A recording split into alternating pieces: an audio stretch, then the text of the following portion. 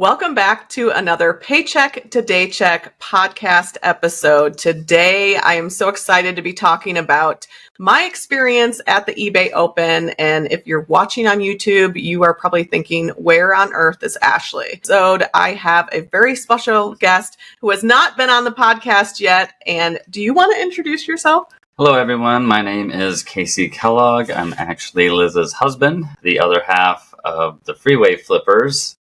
And yeah, we're here to talk about our experience with the eBay Open. We got to go recently and had a good time with it. Excited to talk about it. Casey's going to be on the first half. We're going to talk about our experience doing the in-person event. And then after, I'm going to talk about the virtual because I felt like it literally was college back. It was like a flashback to college. There was so much information. There was so much going on. And hopefully I will give you guys some really good tips that I took away from the virtual eBay Open. So let's get started and let's talk about our experience with the in-person eBay Open. So first off, what is the eBay Open? And that's just kind of like their big seller event that they have every year.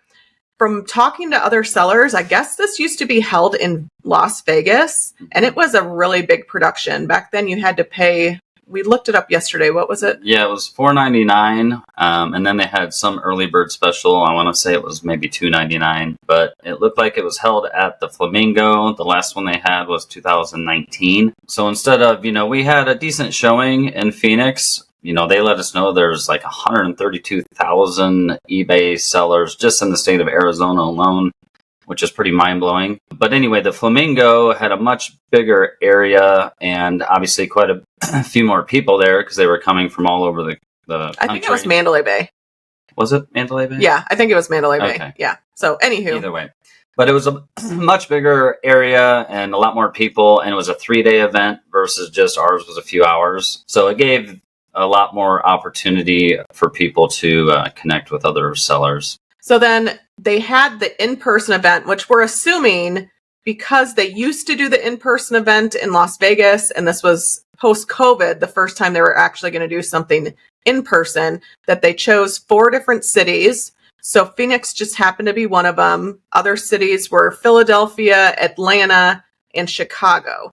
So once I saw online, once eBay announced the eBay Open and the 4 cities and noticed that it was going to be in Phoenix, I was like, Casey, we have got to go to this because I do not want to miss it. I miss being around other resellers. And I really think I've talked about it on the podcast, how important it is to really network and especially network in your area. So this happened to be Tuesday, the 26th, which was this past Tuesday. And it was the day before the virtual events. It was going to be held from 5 to 8. It was at Warehouse 215 in downtown Phoenix. It was $25. So once they opened it up, there was limited tickets. We paid $25, but then we also got a $25 eBay gift card when we got there, plus lots of swag. It was a wash. It was pretty much was free. Once we got the tickets, then they would email us a little bit more detail because we didn't know exactly where it was going to be. We found out pretty much that week. I really didn't know what to expect because with the in-person, the email just said, show up. There's going to be food and there's going to be drinks available and you'll need your ID. I was like, okay. So in my mind, I'm thinking if it starts at 5, I don't want to be late. So we show up about 4:30. They had free valet, but I told Casey I did not want a valet because we had to drive our 1999 Toyota Tacoma, which he's like, whatever. But I'm like, it was like making noises. And I'm like, I don't want to make like that big grand entrance into the eBay Open and have people like look at us. I like the vehicle. I think it's great. But yeah, so we just parked on the street around the corner, which was completely empty, but allowed us to get out much faster. We didn't have to valet. I didn't see the big deal of it. But we did get there early, and it was pretty warm. So, we noticed a lot of people right away in line, but everybody was really trying to find shade. Thankfully, they had a cooler full of bottles of water that they were passing out for everybody, which is common here in Arizona. If you're from here, usually if you're having to wait outside mandatorily, they'll provide some water for you. But as soon as we got there, it was kind of cool. This woman, Susan, that we got to meet, recognized us from Instagram. And she's from the complete opposite side of the valley in a city called Surprise. We live in Apache Junction. So right away, it was cool to already connect with somebody that's, a couple of hours from where we're at. but still doing the same thing and making a living out of this. And so, yeah, it was fun to connect with her.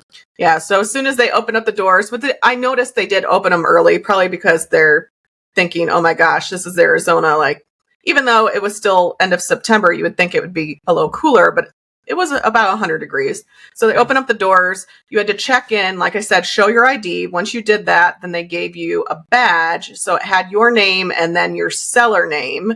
So Casey and I both had to use an account to get in. So I used our Freeway Flipper account, and then Casey used a second Amazon account that we had. So that way he could go, because you only could have one person per account. And then another cool thing on the table when you checked in, they had a bunch of different buttons. And what you would do is find a button that had the category that you sold in. So it might be sporting goods, clothing, shoes, watches, jewelry, handbags, and you would put it on your lanyard. And when you're walking around, then you could find other people that sell in the category that you do. Yeah, they were all different colors. So sneakers was blue, for example. Clothing might have been green.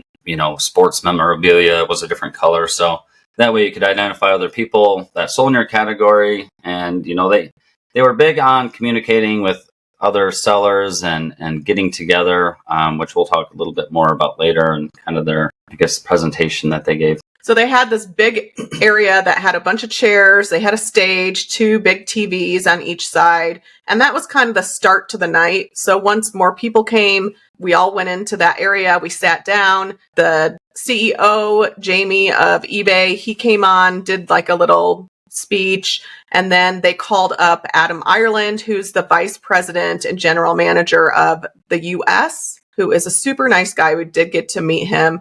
And he kind of started off with some things, mainly talking about like how important this event is, and especially, to connect sellers in person, but also how important social media is as well. And then they also had our local OG eBay seller, that's Teresa Cox. She came up and they did a little bit of a Q&A with her. We've been following her for a very long time on social media, but we finally got to meet her in person, which I thought was really cool. Yeah. Another person they kind of recognized and had a billboard for was a friend of ours, Jeff. He sells sneakers in the area. So yeah, it was cool to, again, connect with Teresa. We got our picture with her next to her billboard, which was fun for her.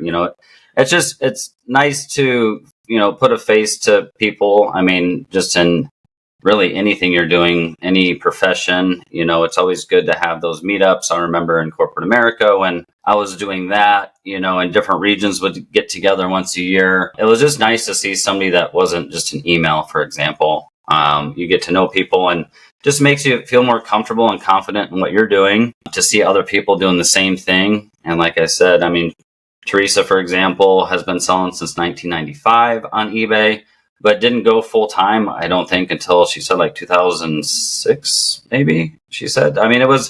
So she was doing it part time for, a decade plus before she was comfortable enough to go all in, so to speak. But, that was before the technology that's out there, like Liz was talking about. One thing I took away from the event for sure was their focus on social media and just marketing eBay, more than just expecting people to type in ebay.com and then search your item that you're trying to sell, for example.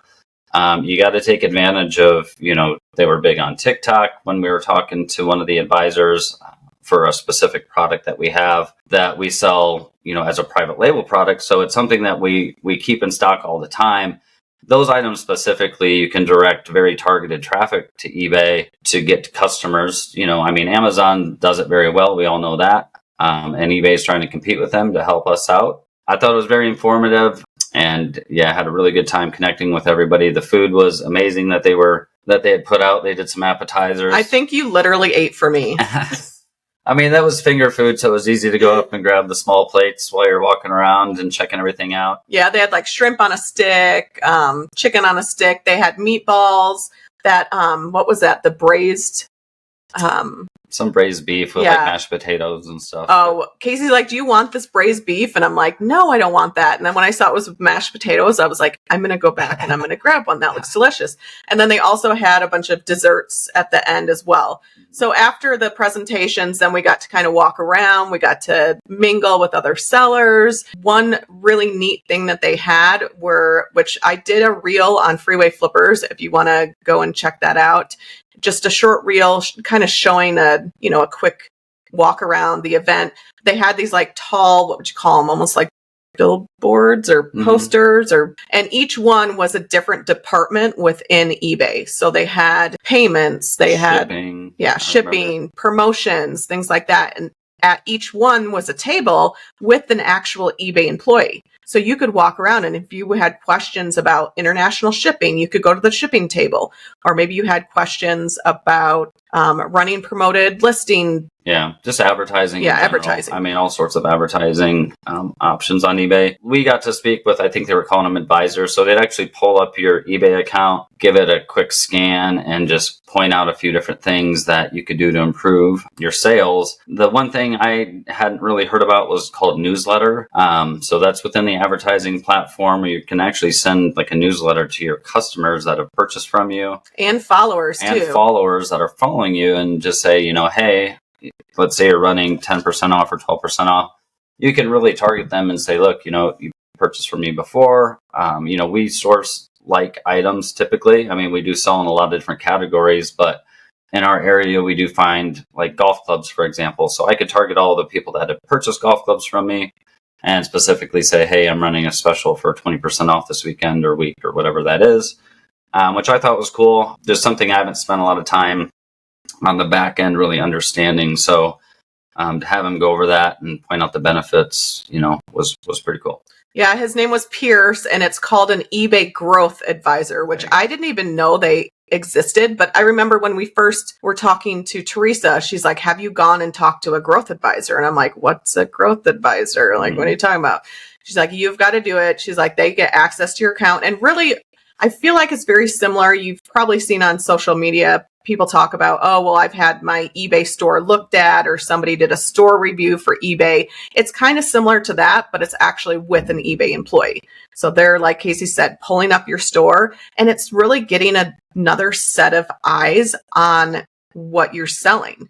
And he had a lot of suggestions for us. He's like, you need to try this, you need to try that. And a lot of it had to do with the tools that they already have that we are just honestly, to be upfront, not using when we should. There's certain tools, and I'll talk about that, some of the takeaways I got from the virtual event, but there's so many tools that they give us. We just get so stuck in like trying to list and get as many items as we can up. But really it's like, if we could, instead of listing 5 items, take the time to utilize those tools, I feel like that will be just as effective, if not more. It's definitely an important part of the business that we're not spending enough time on, like Liz said.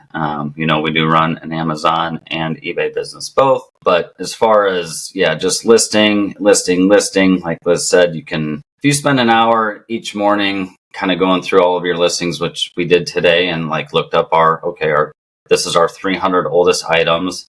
Let's list these items for sale, just to get the items moving, basically. I mean, we don't want to store items just like Amazon doesn't. And the whole name of the game is to resell. Yeah, there's a lot of tools that we learned about, and you'll learn a lot from Liz, like with the takeaways later that she goes over. Yeah, and another thing with the in-person I really liked was they also had vendors. So you could go around and talk to people that had, different services that they provide. Casey talked to, I can't remember but it was kind of like an all-in-one. They do like warehouse inventory management, which isn't something that we really needed. But if you're a really large seller, and let's say you had multiple warehouses, we are able to use Shopify for our eBay business specifically, we use List Perfectly for most of our inventory management, or all of it. So, which we can talk about. That's one of the vendors that we got to meet the owners of, which was awesome. They're actually based in Scottsdale, not too far from us. And they had just launched a new product prior to the eBay Open. And obviously they were very excited about it. And we got to learn a lot about it. And it has some really amazing features. It's already helped our business tenfold, just on Poshmark alone, which we had never even entertained listing on because it was just so daunting to think, we have 1,000+ items on eBay to then convert those over to Poshmark and, several other platforms that they are able to push your product to. But Poshmark alone, just last month, which we don't have all of our inventory on it, just some of our clothes, basically. We did on Poshmark, and this is after fees and everything. So what we, deposited into our bank account, $484.40, which was pretty good because I know I shared on a couple episodes ago that I dropped the ball on cross listing, and I know I shouldn't do that. I know that needs to be something that's like routine in what I do every single week. But I spent a lot of time cross listing. I think I had like 150 items that weren't cross posted. And once we did that, our sales on Poshmark started picking up, which was nice. So an extra, almost $500, and it doesn't take long to cross post. Like, to us, that is definitely worth it. Yeah, moving forward, I was trying to explain to Liz, I look at it as, that's $6,000 a year, in the corporate world to get that much of a raise. Let's say you're making $50,000. That's over a 10% raise in a year. And all we had to do was, utilize List Perfectly software to help us do that within minutes. I think that's pretty awesome. And, we're definitely going to continue to use them moving forward. It just saves so much time and puts your product in front of so many more eyes. It's just a no-brainer for us. So, well, and like you said, the inventory management. So we have everything in there. Yeah. And that way, it's not just for cross-posting, it's also for inventory management. Yeah. But there were other people there that also do inventory management. But what I liked about meeting List Perfectly was I am a huge believer, if I'm going to use something, like with my reseller Jeannie, we've had Paul and Faith on the podcast. I like being able to see, like, who is creating this software? Like, do they truly care about who they're creating it for? Sure. So we met Clara and Amanda, and they were amazing. So shout out to them. And I actually asked them to be on the podcast to kind of explain List Perfectly a little bit more and how it can possibly help you guys who are listening as well. All right. So what else do we have to discuss about the event?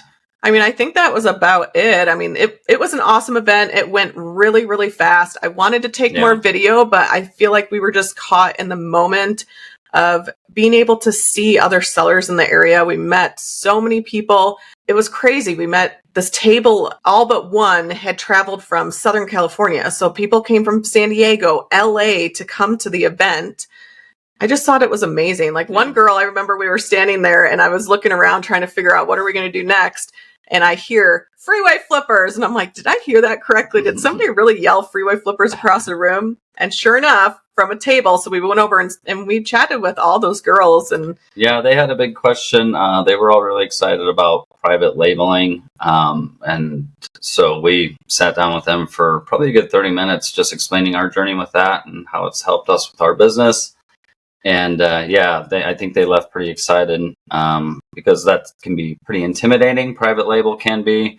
And so anytime you can talk to somebody and that is already doing it, it gives you a little bit more confidence, like I can do it too.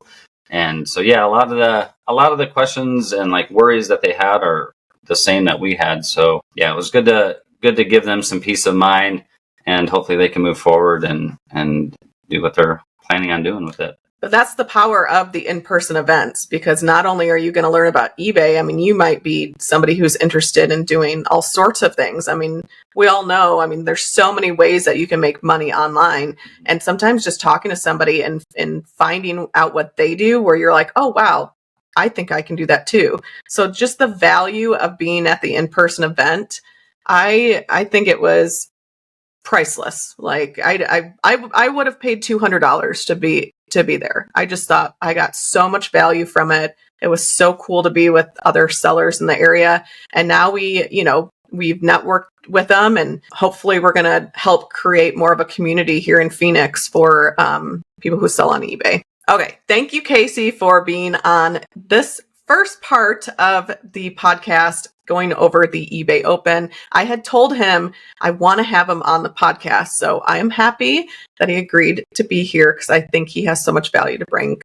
Well, thanks for having me on, and I promise I will be on more episodes moving forward. Would love to chat with you and Ashley on different topics. It's always fun to hear you guys. So yeah, thanks for having me on. Back to the episode, and from now on, you guys are stuck with me. I'm going to do the rest of it, talk all about my experience doing the virtual eBay Open. So the virtual event was held over 3 days. It was Wednesday, Thursday, Friday. And each day they opened with keynotes, and the keynote speakers happened to be like the higher ups, the CEO, Adam Ireland, vice president, and some other higher up eBay employees. A lot of those gave you a lot of insight on some of the things that eBay is trying to implement, change, some new features that are coming out, and really to kind of pump you up for the day. So virtual was a little different than the in-person. I mean, in-person, that's just completely different. But the virtual still was very exciting. So it was held on what was called the Hopper app. And so you would log on every day, and on the left-hand side, there would be different tabs. So one would be the stage. That's where they had the daily keynote speakers. Sometimes they would have one in the afternoon. They would have sessions that were held by eBay employees or maybe some eBay sellers. And then they had an area that was called the Expo Hall. That was where all of their vendors were, including like List Perfectly was in there, Vendu. There was the Boss Reseller Mix. There was a couple other ones that I really honestly didn't pay attention to. But I did hop into the List Perfectly just to say hi. But if you were interested in like their software, you could go in there, and they had representatives from their team, and you could ask them questions, which I thought that was really neat because you never know what you're going to find in the expo center that might end up helping your business. And then after, all of the sessions and keynotes were actually put into the tab called replay. So if you missed out on something, or maybe you couldn't attend that day, you could go in and you can watch it. So it is Saturday morning, and I was actually able to still go on and view some of those replays. Not 100% sure how long they're going to have them up, but if you're listening, you might want to go and check and see if you can still watch some of those. If not, I believe, if I remember correctly, they mentioned that some of them, if not all of them, would be on the YouTube eBay for Business page. So you might want to check that out as well. Now, there was so much information. Like I said before, it was flashback to college, where you're sitting there and you're listening to like a lecture and you're trying to get all of the information that you can. I tried writing down and taking as many notes. I didn't watch every single thing, so I'm sure there's some stuff out there that I missed. But I wanted to share some of the takeaways just based on the things that I watched and attended. What I thought was really interesting, one of the things they mentioned, the keynote speakers, and I believe this was from the CEO, that the homepage on ebay.com is going to be redesigned, and it's coming soon. And it's going to be the first time they've done that in 5 years. And it kind of goes with some of the different technology that they're trying to implement, such as AI and just better quality.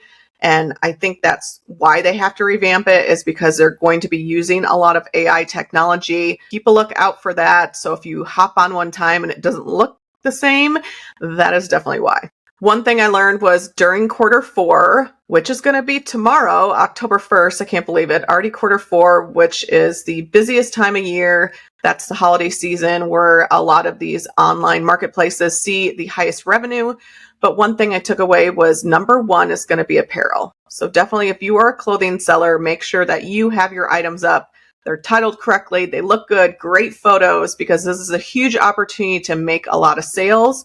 Number two, and this is based on last year's data, was electronics. So if you're out and you're sourcing and you find, maybe some used electronics, definitely look them up, see if they're selling. A lot of data can change in Q4. April, May, June, maybe during that quarter, you don't see a lot of certain electronics being sold.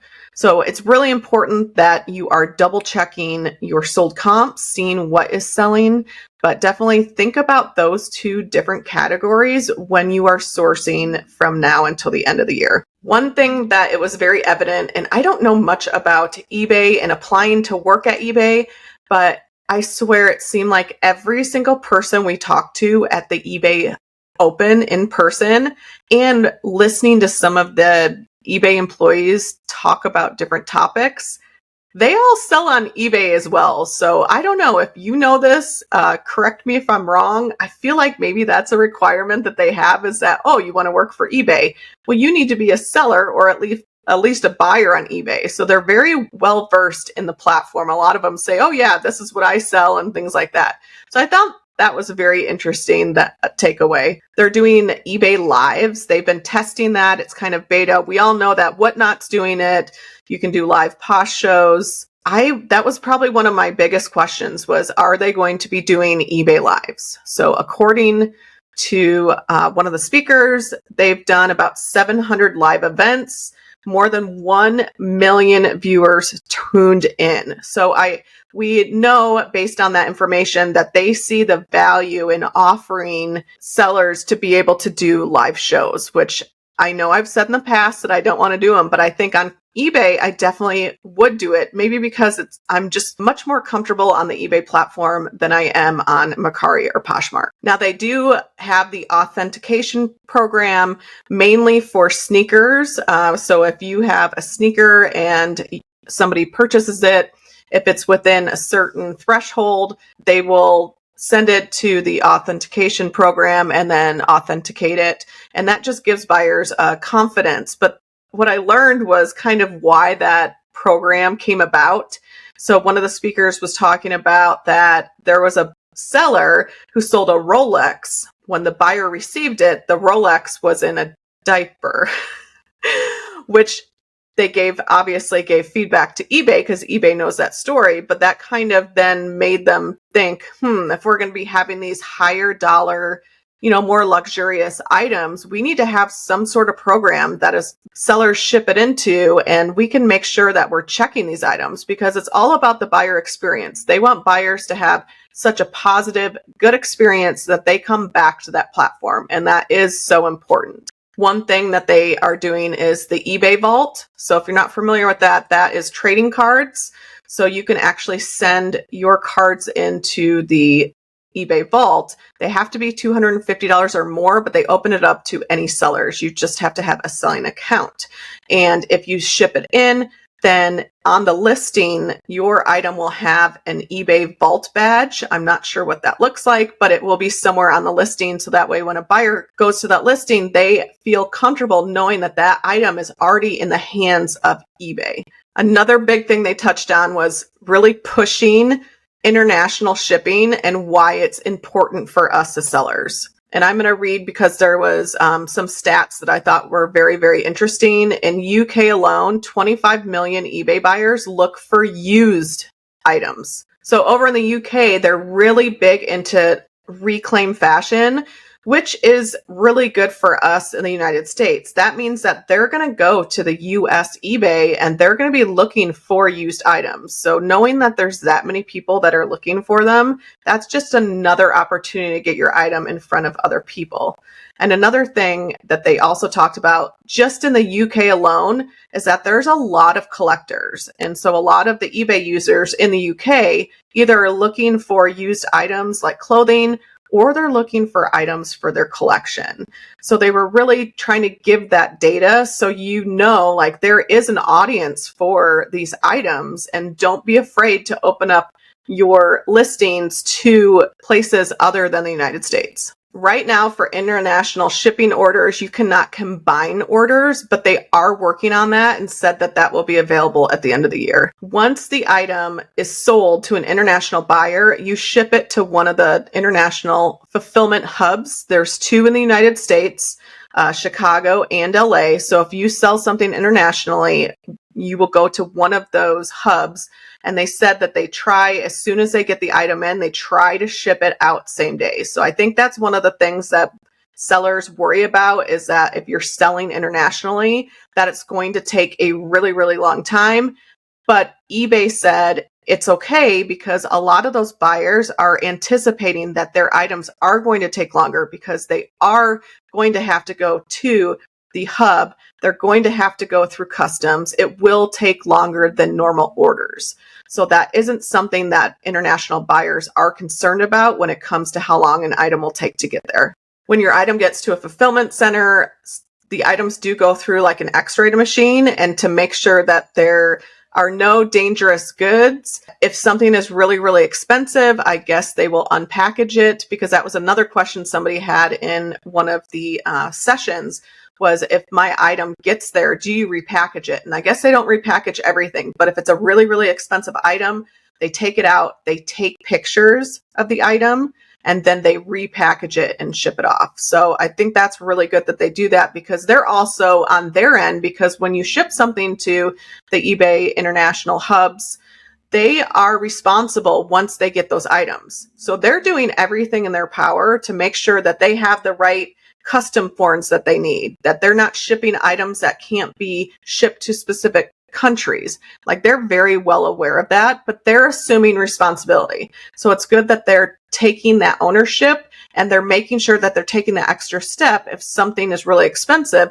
to take additional photos, send it to the buyer, because they had a story where there was something very expensive. It must have been a handbag. There was a scratch on it when they took it out of the box that it was shipped to them in, and they sent it to the buyer, and the buyer still wanted that item.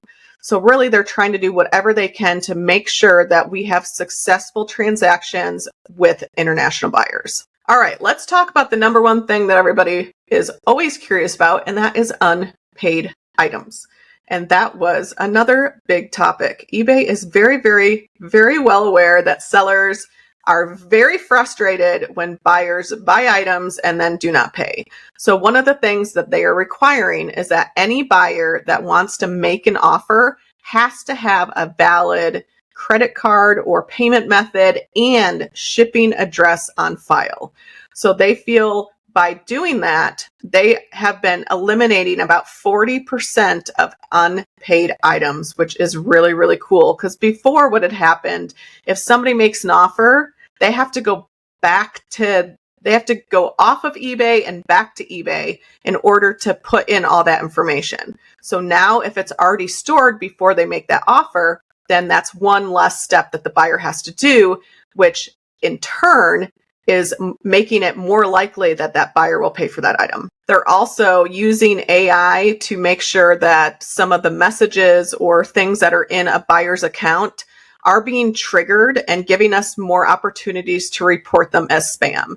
And we all know a big thing, especially if you first open an eBay account, I don't know how they find it, but these scammers know that you're new, and they are going to go in and they're going to try to ask you a question, get you to move it off of the eBay platform, give them a phone number, and then they want to send you a code. That way they can, scam you, get into your phone. I mean, Facebook Marketplace, they do that as well.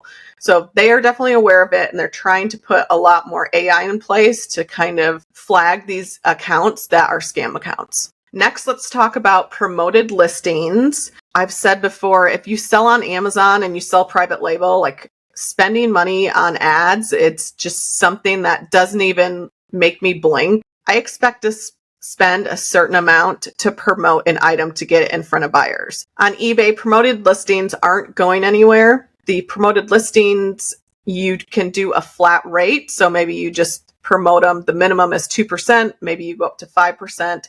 eBay also suggests a certain ad rate that you might want to spend on a particular item. And they probably figure it out depending on, the demand of the item, how many items are listed, how many have sold. So that's probably why they suggest a higher rate than what the minimum is. Coming soon is smart targeting and also dynamic bidding. So they are trying to bring other features to kind of help you be able to convert your listings to sales. Next up is some of the stuff that they're doing with eBay and AI, which AI was a big part of the eBay Open, talking about things that they're doing internally, things that are going to help us as sellers, but not only help us as sellers, but help buyers as well. So one of the cool features they're working on is an image-based listing tool. So it's where you take a photo, and based on that photo, eBay is able to fill in everything else. You have to not only just take the photo, though, I believe you have to also put in the title. And so from the title and the image, then you're able to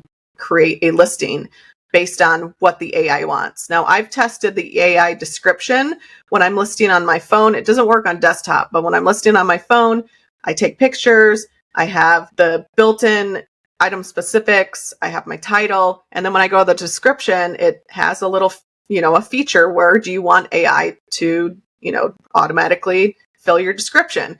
And so then what that's doing is it's pulling from your title, it's pulling from all the item specifics, and it's building your description. And we started doing that. And I don't know if it's truly helping with it, but I think it also has to help with giving your listing more keywords, which then will help with telling eBay's algorithm and the search, what is in your listing, what is your item. So I think in the end that does help. So try it. If you're listening and you haven't tried it, I would, and see if you have any luck selling more items. Definitely proofread it before you list your item though. They talked about using AI to create 3D renderings of sneakers, which I thought was really cool. Also, they talked about how some clothing just looks better as a flat lay, because let's face it, clothing comes in all different sizes. If you are taking photos and you have your clothing on a mannequin, not all the clothing looks good on the mannequin. I don't really like flat lays. It just doesn't give me a lot of ideas of what that item is. I would rather put a shirt on a hanger and hang it on the wall and have it like that than having a flat lay. That's me personally. I don't know how you guys feel, but I think I'd rather have it on a mannequin. So if they can really make that technology and make it work, I think that will really help buyers be able to know exactly what they're buying. And then finally with the AI, they're really using it for buyers. They're trying to figure out buying history. When we are buyers, we go on and we look for specific items. So Casey and I, we buy a lot of our hiking shoes on eBay. So therefore the AI can see what we've been buying, and maybe they're going to start showing us more of what we buy, similar like items. So that's another way that they're trying to incorporate AI, which I think whatever they're doing, as long as it's going to help with sales, I'm all for it. There was so much information that they were sharing. I really like eBay as a platform. I think they take the time to listen to buyers, take the time to listen to sellers. If you sell on Amazon, the community and how you feel about being a seller on eBay is completely different than how you feel on Amazon. Amazon, you're like, I feel like I'm alone out here in outer space, and I don't even know, does Amazon even know I sell on there? Like, you just have that feeling. Where eBay, it's like you feel like a person, you feel like you matter as a seller. And that's kind of the takeaway that I got from the in-person event and the virtual event. So now I want to share my top 3 sessions and things that I learned from them. Casey and I have been selling on eBay long enough to where we already know how to list. We know how it works. We know how to handle customers. We know how to handle returns. But we want to know, how can we, like we said before, what tools can we use to help us as sellers?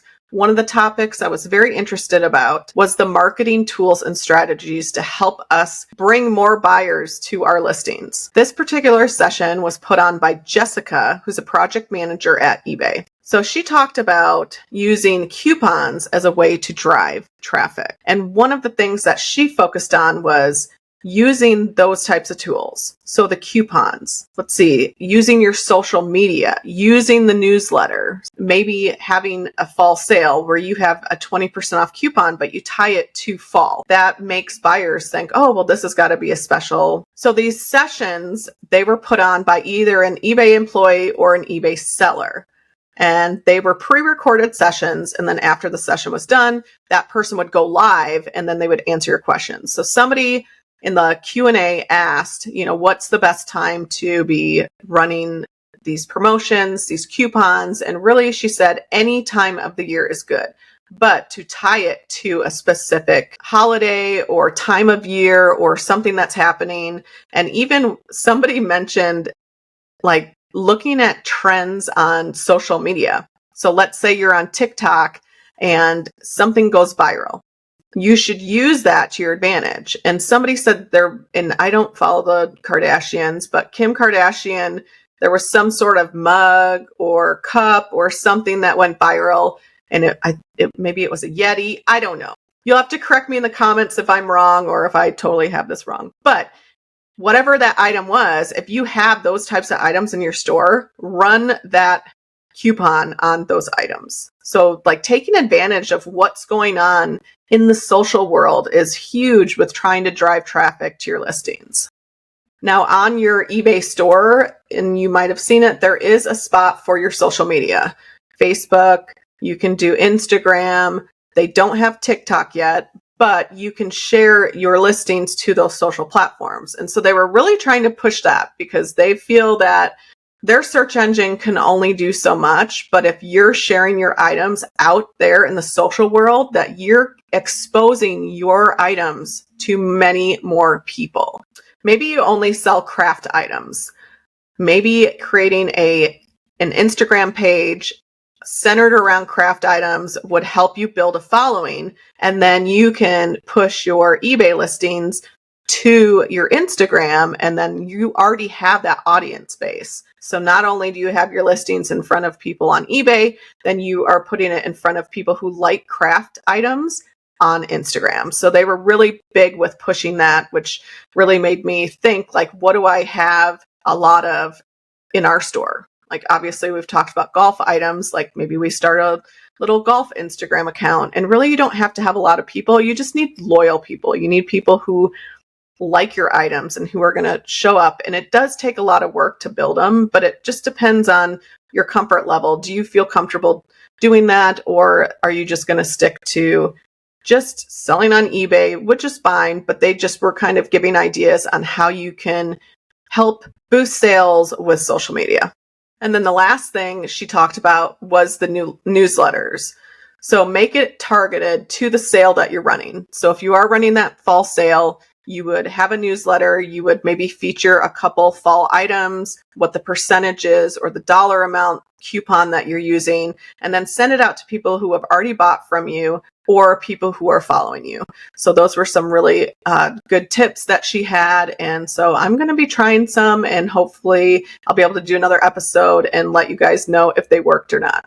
The next session I really, really enjoyed was how to grow your business using promoted listings, coupons, and seller-initiated offers. This one was put on by eBay seller Jude, who is from J&L Making a Difference. He went over the different promotions, ways that you can market your store using volume pricing. He said that was really big because it sounds like he has a lot of replenishables.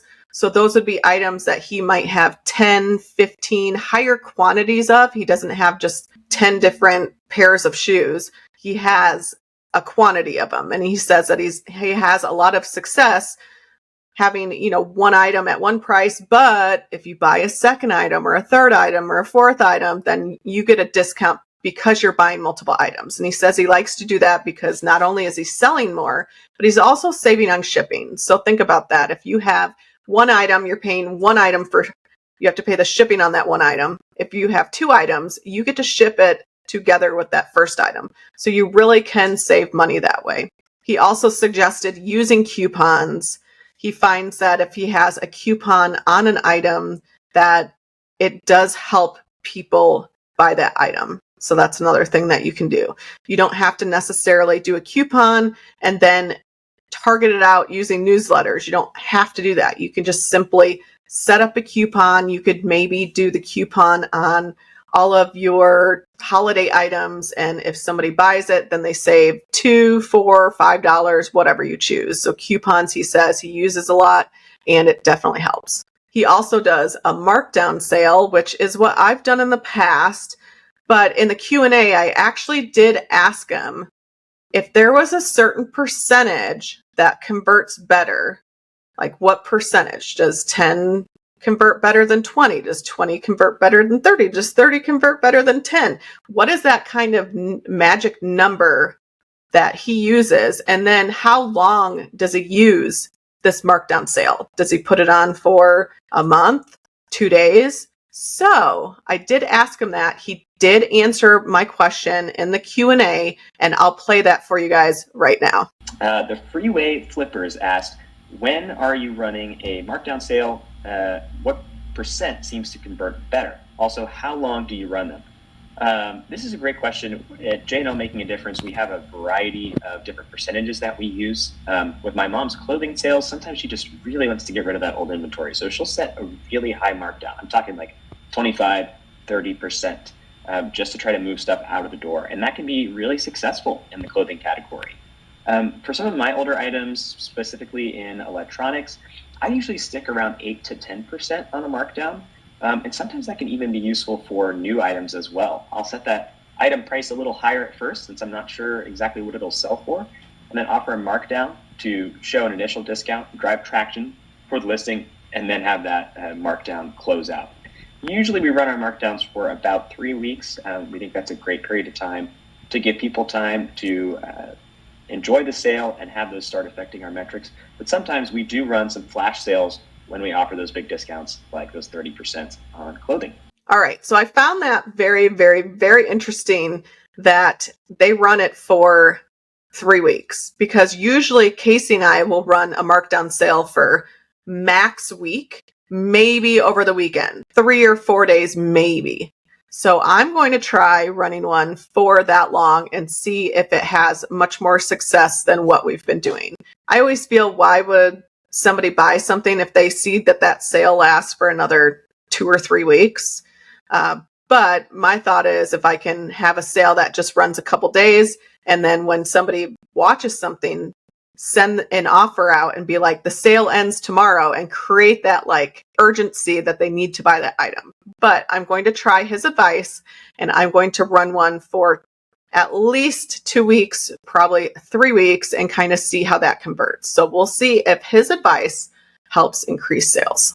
All right. And the third session, which happened to be my favorite session, I thought this person did an amazing job in her presentation. Most of the presentations, honestly, were very vague.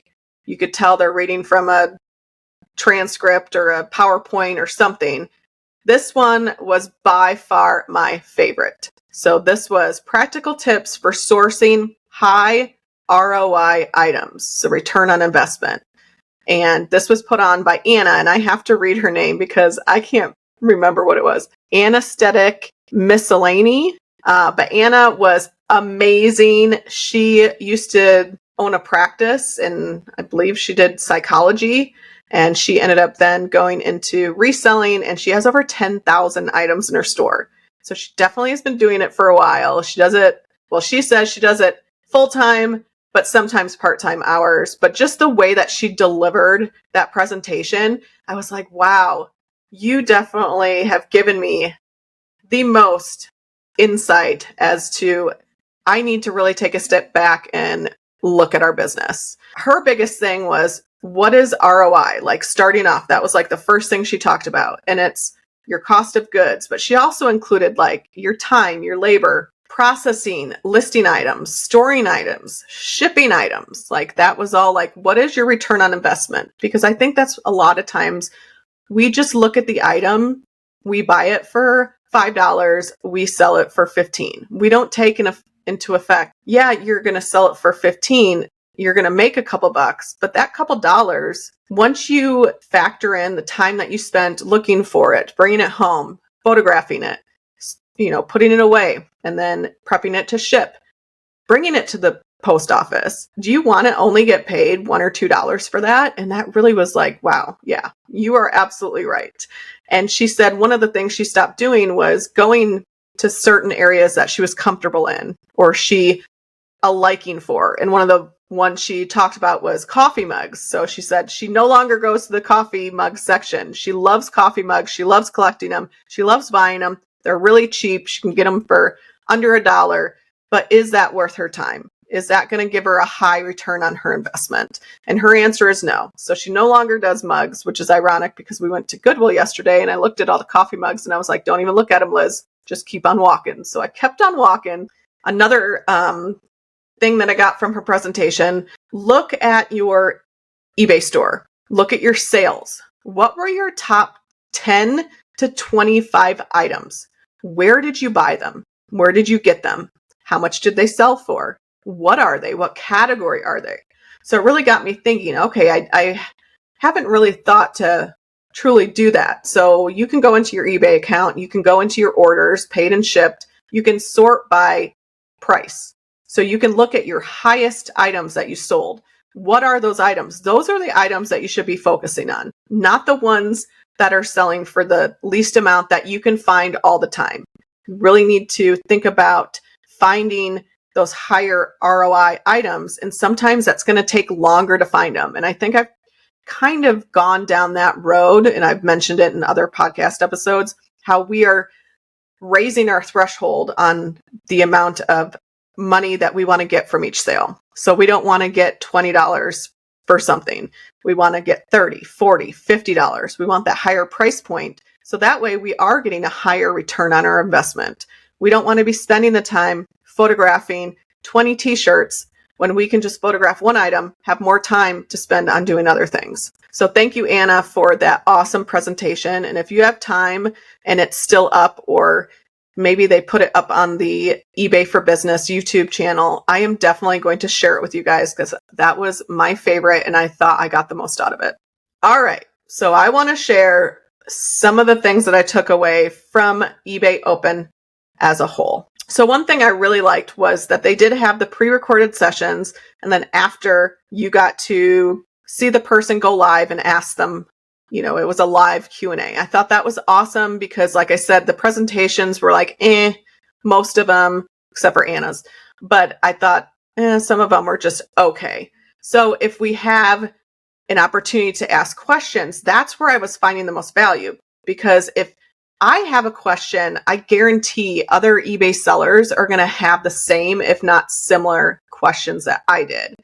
And so I wish that they were longer. I hope eBay makes those longer next time, because that's where I got the most value, was being able to actually ask those questions directly, because then you are learning so much more. And those people putting the presentation together might not have thought, oh, maybe these sellers are going to have this question or this question. So hopefully they change that next year and make the Q&A a little longer. We mentioned it earlier, but the event used to take place in Vegas, and it was at Mandalay Bay, because I'm looking at my notes now. The last was 2019. It was a Tuesday through Thursday at the Mandalay Bay. The early bird ticket was $300. The regular was $499. And we found out that they used to spend around $15 million for this, because they would fly in all of their employees, they would put them up in hotel rooms, all that. So I'm sure it was a lot of money to put on, but I would definitely go and I would spend that money, because the in-person, to me, even though it was only 3 hours that we got to spend, it was amazing to spend those 3 hours with other sellers and asking questions and finding out what other people sold and how they did things. And the virtual, they still had a bunch of different chats. You could chat with other people, but the chats went so fast, it was really hard to keep track. Another thing I noticed was in the in-person event, everybody was so happy, cheerful. Nobody was complaining. Nobody was bitching. But in those chats virtually, oh my gosh, there were some negative Nancy's. Like, everyone was like, once they started talking about unpaid items, then people are like complaining, oh my God, I can't believe they can't figure it out. Like, the negativity in the chats, I didn't like that. I'm a very positive person. You can only change what you can change. And if you don't like selling on eBay, then go to a different platform. Because you know what? Honestly, eBay is my favorite platform to sell on. And I still strongly believe that it is just the best out there when it comes to support, community. And that's another thing that they really are trying to foster, is having a great eBay community. And I felt that at the in-person. Like, I felt the positivity. We left there and I was like, I am ready to go home. It's almost 10 o'clock. I'm ready to go home and let's get listing. Like, it just was that feeling. Like, and that's the type of feeling that I love to have, is that motivation, that inspiration. Like, that was just so cool. They also were pushing having local meetups. And so in these virtual chats, you could see people posting their like Facebook groups to different areas. I saw a lot of East Coast, a lot of places in Texas. So there are a lot of local meetups, and I highly encourage you to seek out one in your area. The importance of community, like, I cannot stress it enough. I would follow other sellers in your area. So look to see who else is selling on eBay. Contact them. Do you know of a meetup in our area? There's different Facebook pages of meetups. There's a spot on eBay where you can even go and try to find if somebody has registered their meetup with eBay. So here in the Phoenix area, there's a group called EVs, which is East Valley Innovative eBay sellers group. And that is put on by Teresa Cox. She does her best to try to organize one at least once a month. Lately, we haven't had one exactly once a month, but they really are trying, and they have a private Facebook group. So if you are in the Phoenix area and interested in it, DM me on Freeway Flippers and I'll give you that information. So just make sure you're looking in your area and try to find other sellers. In person, I looked around the room, and one of the things I noticed, there were a lot of older sellers, and it's a good thing. I looked around, and the older sellers that I talked to, they literally have been selling on eBay for 20 plus years. So to me, that says a lot about the platform. They have loyal buyers, but they also have very loyal sellers. And to me, that is so important. I know there's probably so much that has changed from when like Teresa Cox first started selling on eBay until now.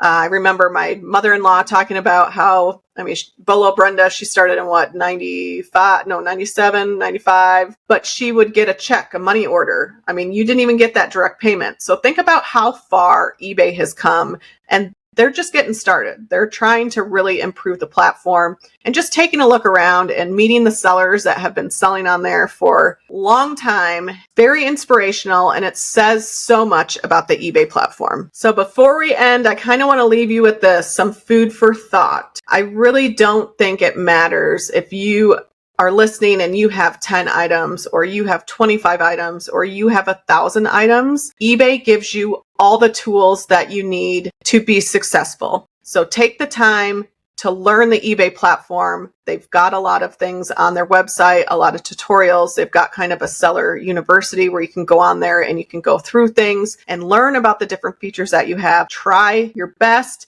to improve your store. If you have a store, go through your listings, improve them, network with other sellers, and really enjoy selling on the platform. Because in the end, if you don't enjoy it, then it's not going to be a lot of fun. I hope you enjoyed my kind of summary of everything that I learned and experienced attending this year's eBay Open. If you have any questions, leave them in the comments down below, or don't hesitate to reach out to us on social media. We do have a private Facebook page called the Daycheckers Reselling Community. We would love to have you. It's a great place to ask questions. Anything about reselling doesn't have to be eBay related. Could be Poshmark or even selling on Amazon. So hopefully you found this of value, and hopefully I will see you guys at the next eBay Open.